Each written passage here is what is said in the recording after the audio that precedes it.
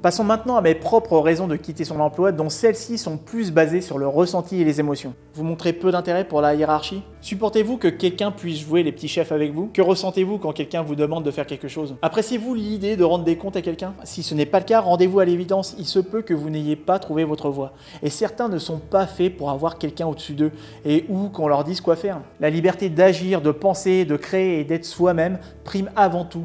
Et ça a été mon cas. Ce que vous faites pour un patron, vous pourriez très bien le faire pour vous-même. Je ne compte plus le nombre de fois où l'on m'a fait passer pour un consultant expert, où je ne connaissais rien du tout sur le sujet, en porte-à-faux devant le client. Oui, alors je comprends très bien votre question.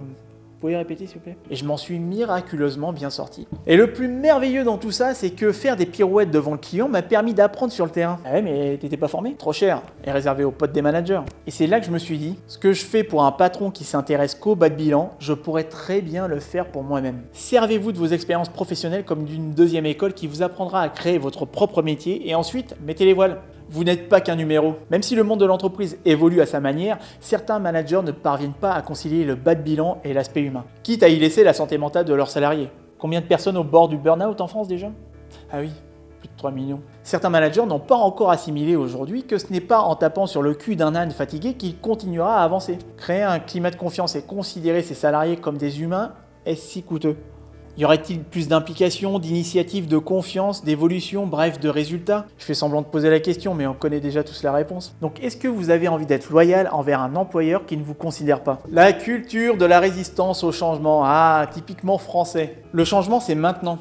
Ça me dit un truc. Eh bien non, du moins pas dans les mentalités. Encore trop d'entreprises sont réticentes au changement et ne s'adaptent pas à l'évolution sous prétexte que ça coûte cher, qu'ils ont la flemme, qu'ils ont envie de garder leurs acquis et qu'ils sont en fin de carrière, certains salariés, parce qu'ils n'ont pas envie d'apprendre de nouvelles choses.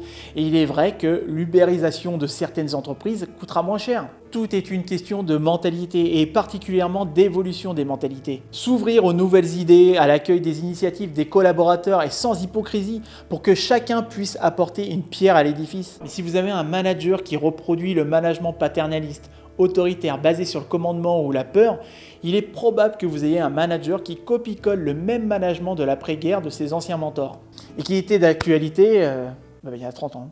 Et il en est de même de cette vieille idée du temps de nos parents ou même voire nos grands-parents, comme quoi l'amusement et le travail sont deux choses distinctes. Avez-vous déjà entendu ces collègues jaloux des autres qui s'amusent ou trop studieux dire à d'autres qui rigolaient dans leur bureau? Ça travaille pas beaucoup à ce que j'entends, hein? Et encore, ils sont bons princes, car j'ai connu des managers interdire carrément à leurs salariés de rire. Et cela aurait fait fureur dans les années 40. Et il reste beaucoup trop nombreux ces managers ou collègues qui ne supportent pas qu'on puisse rire tout en travaillant, et j'exagère à peine. Cela dit, c'est vrai, qu'est-ce que c'est agaçant de travailler dans une ambiance conviviale.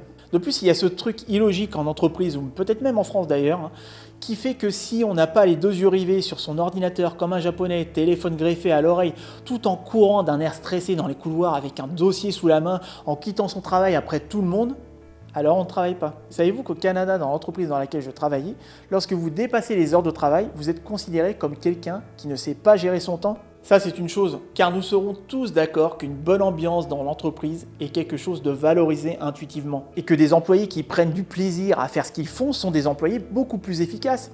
Et ça se ressent sur l'ambiance de travail. Même si ce sont deux choses distinctes, car l'une est une question d'ambiance globale, puisqu'on peut faire un travail qu'on déteste, mais apprécier l'ambiance. Alors que le second, c'est la nature même du travail et la manière dont on le fait. Si vous n'avez aucun des deux, c'est peut-être le moment de quitter son emploi. Et je conclus cette vidéo par la citation qui la clôturera le mieux. Choisissez un travail que vous aimez et vous n'aurez plus à travailler un seul jour de votre vie. Cordialement.